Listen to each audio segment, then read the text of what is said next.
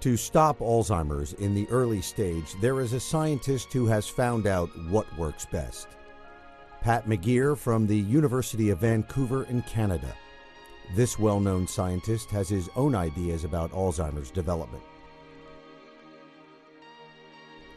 Also, his findings turn upside down what is believed to be the cause of Alzheimer's until this very day.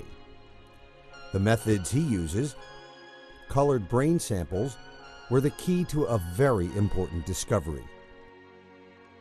Professor McGeer would color brain samples from Alzheimer's mice with the usual color, just to be able to see the plaques.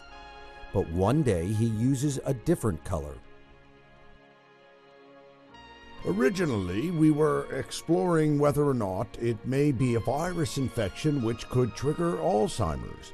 Our colleagues asked us to have a look for cells that show us something about immunology functions within the brains and color these samples with a distinct color. We could not find a connection to a virus. However, when I first saw these colored samples, I was shocked. We saw cells that we had never seen before.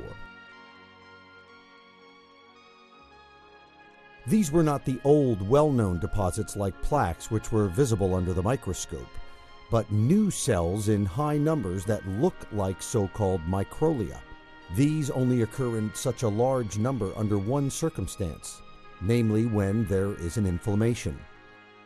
Pat McGeer researches in the library. Is it possible that no one before him has ever seen those cells in the brains of Alzheimer's patients? Is Alzheimer's eventually an inflammation of the brain? Finally, he discovers a scientific article dating back to the year 1919. The article reports about microglia cells in the brains of Alzheimer's patients. McGeer realizes that this scientist was following the same path 90 years ago.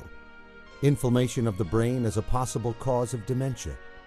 That theory that had not been followed further, McGeer decides to change that.